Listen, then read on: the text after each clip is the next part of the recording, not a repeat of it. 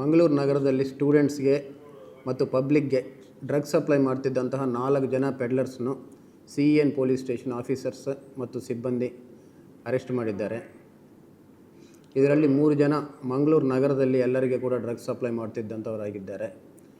ಒಬ್ಬರು ಈ ಮಂಗಳೂರು, ಉಡುಪಿ ಮತ್ತು ಶಿವಮೊಗ್ಗ 3 ಜಿಲ್ಲೆಗಳಲ್ಲಿ ಕೂಡ ಎಲ್ಲ ಪೆಡ್ಲರ್ಸು ಕೂಡ ಡ್ರಗ್ಸ್ ಸಪ್ಲೈ ಮಾಡ್ತಾ ಇದ್ದಾರೆ. ಸೊ ಎಲ್ಲ ಜಾಲವನ್ನು ಕೂಡ ನಮ್ಮ CEN ACP ಮತ್ತು ಅವ್ರ ಸಿಬ್ಬಂದಿ ಎಲ್ಲ ಪತ್ತೆ ಹಚ್ಚಿ ಎಲ್ಲರನ್ನು ಕೂಡ ದಸ್ತಗಿರಿ ಮಾಡಿದ್ದಾರೆ. ಈಗಾಗಲೇ ನಾವು ಎಲ್ಲ ಕಾಲೇಜಸ್ಗೆ ಕೂಡ ಒಂದು QR ಕೋಡ್ ಕೊಟ್ಟಿದ್ವಿ.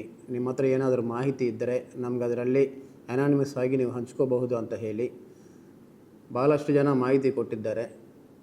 ಈ ಕಾರ್ಯಾಚರಣೆಯಲ್ಲಿ ಆ ಮಾಹಿತಿ ಕೂಡ ಭಾಳಷ್ಟು ಹೆಲ್ಪ್ ಆಗಿದೆ.